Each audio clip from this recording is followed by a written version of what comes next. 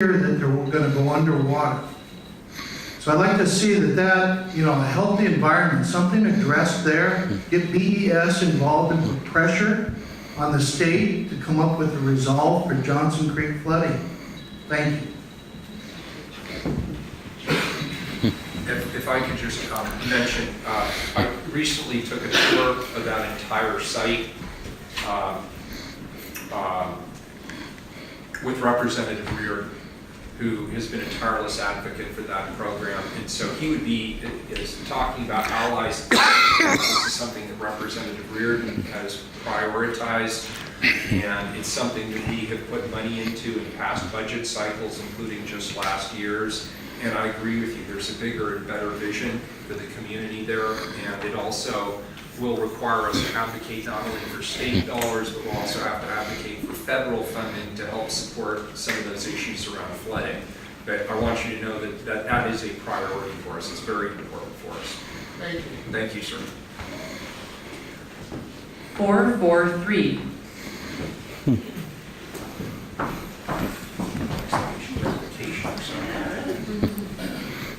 My name is Don McGilvery. Thank you very much for being here. I spent 30 years in the Buckland neighborhood. I write for the Southeast Examiner on some of these subjects. I didn't really intend to say anything tonight, but the two things that are on my mind, first of all, is one is the state PERS funding and the headache that is in terms of it really needs to be handled and reduced, and whatever can be done about that to essentially make more funding available for more important things. Anyway, the other thing has to do with housing and homelessness, and I was very pleased to hear the mayor say that the homeless situation was a national problem and needed the federal government to be involved in that. And in thinking about that, the largest tax subsidy, housing tax subsidy, or housing subsidy, housing program the federal government has is the homestead exemption. It brings in $80 billion a year approximately.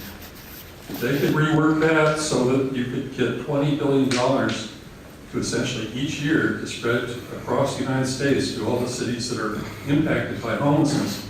Go a hell of a long ways to essentially solving that problem. Yes, sir, it would. And let me own up to a stupid mistake I made. When I said that, when I talked about the necessity of state government and federal government working with us, the way I said it led a lot of people to believe that I was capitulating or suggesting we didn't have a role to play at the local level.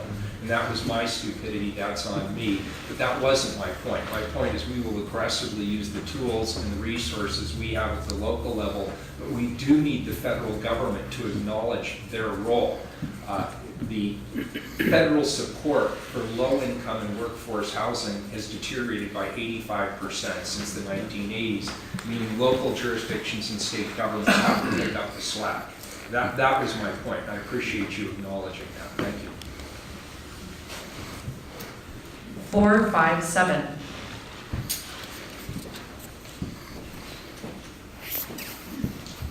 Must be present to win. Going once. 457.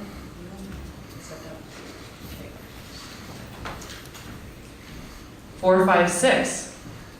All right. You're the winner. Thank you, Mr. Mayor and Commissioner Fritz. My name is John Mulvey.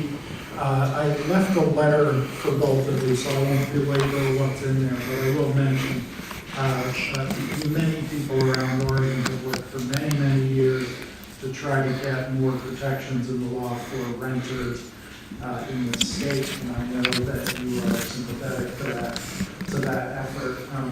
The big obstacle that we've been facing has been state preemption on action by local governments, and I'm happy to see that the draft legislative agenda includes language to try to address that. So what I'm asking for, and I go into a little more detail in the letter I left for you, is stronger language that makes it clear that the position of the city of Portland is that the state should not restrict the city's ability to protect its renters. Thank you. Thank you. And where did You gave me a copy of the letter? I left it on your chair. I'd be happy to send you another one. We have a copy of Michelle's. Oh, we've got it. Okay, thank you. I just didn't want to miss it. Thanks. So the staff are so efficient, they just whip the letter away with They're smart enough to know that if you give me a letter, I will lose it. So it's taken care of. It's well taken care of. The next number is 470. Okay. 433.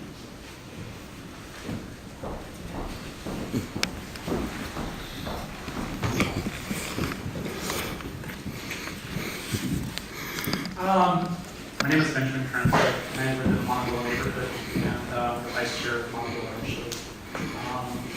I wanted to ask the city to collaborate with the state to address some of the crises that we have here in the city, especially with outdoor camping, and some of the crimes that is related to that. It seems like we're spending a lot of money on housing and shelter, but not really as much money on stuff like substance abuse treatment, mental health treatment, and we're just kind of, there's a lot of people living outdoors, and they're not being uplifted out because we're just throwing housing and shelter alone at it. I know that the city has very limited means, so I just don't see that really on on this priority list here. We've known that mental health treatment and substance abuse treatment is inadequate in Multnomah County for years and years. There's articles every year on it. So what are you guys doing to address that? Yeah, first of all, it is on our agenda, and it's very high on the agenda, and I'm not sure I sort of agree with you. I don't see it on the list. But both mental health support, I'm sorry? Number 2. Oh, only I can read. Checking to make sure people are actively engaged. So, it is. To clarify specifically for people who are uninsured, which is mostly people who are outdoors, we do a pretty good job. We actually do better for people that are insured, but we have very little funding for uninsured people, which is a lot of people outdoors, because they can't maintain certification for OHP, that kind of stuff. So some of you may know I worked at OHSU in psychiatry for 22 years before I was elected, and so this has been something that has been near and dear to my heart for a long time, and you're right, although I would actually say that we don't have very good facilities and services for people who do have insurance either. Commissioner Sharon Myron, Dr. Sharon Myron at the county is taking the lead. The city and the county are working together on houselessness in general, particularly on mental health care since the county is responsible for it. We have put it on our agenda to make sure that we lobby at the state level. One of the challenges is that the system pays the workers who do the work minimum wage or just a little bit above, even though they have master's degrees in counselling. And so obviously they're not going to be able to stay in that situation, so there's a constant turnover of caregivers, which is not good for the people who are trying to get services. There's just not enough people wanting to go into it, because who would sign up for such a difficult job when you get to get $10 an hour? So that's definitely something that I agree needs to be addressed. Mayor Wheeler has established the Joint Office of Homeless Services with the county, and we're continually thinking about how can we get more money into particularly permanent supportive housing, which means housing with services for people who need them, whether it's job training or counselling or medical care, whatever. And so we're hoping to have, at the local level, more money for that. We do definitely need that to be a priority.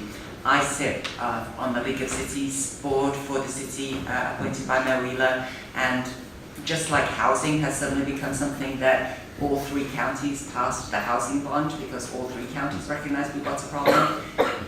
The hundreds of cities all over Oregon all put mental health care very close to the top of their list or at the top of their list. So I really appreciate that you're here advocating for it, because we need all of us to form that coalition that Jenny Lee and others were talking about earlier, to really say yes for all of us, legislators and local officials and community members. This is something that we support the funding for. Could I just do a brief follow-up? Sure. The city was pretty much almost offered a gift to the business community, the Boston product. business developers have offered to put money into Pado, open it up as a kind of a multi-service center with wraparound services, mental health treatment, substance abuse treatment. And, you know, the taxpayers paid tens of millions of dollars for that, that facility, which Ted Wheeler was involved in that. Why did we turn down that bid? Like, why aren't we partnering with businesses? that Because want- we didn't, it won't work. I just wrote an op-ed for the Oregonian about this, but if you look at the Unity Center, which Legacy Health, a healthcare facility, over $30 million, constructed a purpose-built 100-bed hospital for people in mental health crisis. If you've been reading the papers, it hasn't worked out as well as they expected, and that was done with the best of intentions, and we're still going to really work hard to make it work. Institutions, large institutions, are horrible places to put people who are experiencing mental illnesses, and especially if it was built as a jail in the first place. The amount of retrofitting it would take to make that work, plus the business community was not offering to fund it. They said that they would help get it open, but they weren't going to help fund it ongoing. So we'd be taking money from programs that work, like keeping people in housing, giving them mental health care, to put them in this facility built as a jail, miles from anywhere, and trying to make that work. It just didn't make sense. And we really looked at, and the council really looked at it, could we make it make sense? I know it seems so, oh yes, that would be much better than being outside in the rain. But if you talk to people who live outside, they don't want to go and live in an incarceration place either. Thank you for your answer. Ben, I want to acknowledge something you said that I thought was really important. We need to rethink the model of mental health delivery when it comes to the chronically homeless. They're not going to come to us. We've got to find a model where we take mental health delivery, we take the professionals to people where they are as a first step to bringing them in, to stabilize them, to get them whatever support they need. So we're going to have to think a little bigger and a little more innovatively as a community about how we're going to provide those services. And while it's not the bailiwick traditionally of city government to be involved in the delivery of mental health services or social services, the reality is we provide the first responders, the firefighters, the police, and others. And increasingly, we're spending resources on those first contacts with people who are struggling with mental health issues in our community. So in a sense, we already own it. So we're going to be talking more about this in the future. And then just one more thing, we need to move on to the next ticket, but It's an important issue. it is. Dr. Myron is also working with the legislature because one of the issues is you can't force people to go into mental health care treatment. And so we need to look at the commitment laws and figure out, with respect to civil rights, are there ways that we can get people like the woman who refused to go into services and then froze to death into services before it gets to that point. And so I know that the legislature, that is another place where I'm not sure a bill is going to be ready to be dropped this year, but it's certainly something that we all know needs to be addressed. And we have about a little less than, I think we have about 8 minutes left, so we should hopefully get a few more Sorry, questions in. We were getting a lot, so. The next number is 463.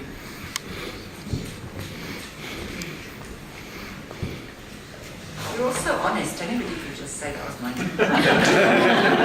Yeah. All right, I'll draw quickly. 463. Just making sure no one's chatting. Okay. 472.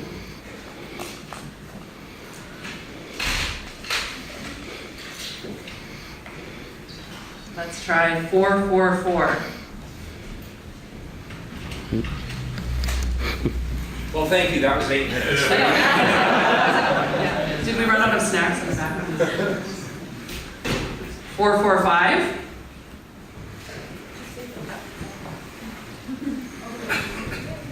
Evelyn. Thank you for the opportunity to talk with you and the audience. I could comment on all of those things. I won't. I am an emergency nurse by practice, so the issue of mental health and how we handle chronically mentally ill folks has been on my radar screen for my entire career. Tonight I do want to mention one of your other priorities, and it's the bottom of the list, but right now, as a co-chair of the Land Use Committee for a Southwest neighborhood, the issue of local authority is extremely important to us. So specifically, in the 2017 legislature, House Bill 2007, attempted to preempt local jurisdictions from doing the appropriate planning for growth while maintaining neighborhoods and protecting the environment. There's been a lot of comments about trees. That bill didn't pass, but it essentially was more, or as we lobbyists, have been a lobbyist used to say, gotten stuff into Senate Bill 1051. So I would urge the city of Portland to put retention of local authority around planning for growth on your priority list and avoid getting involved with preemptions that really make it much more difficult for all of us to preempt what communities. Thank you. 464.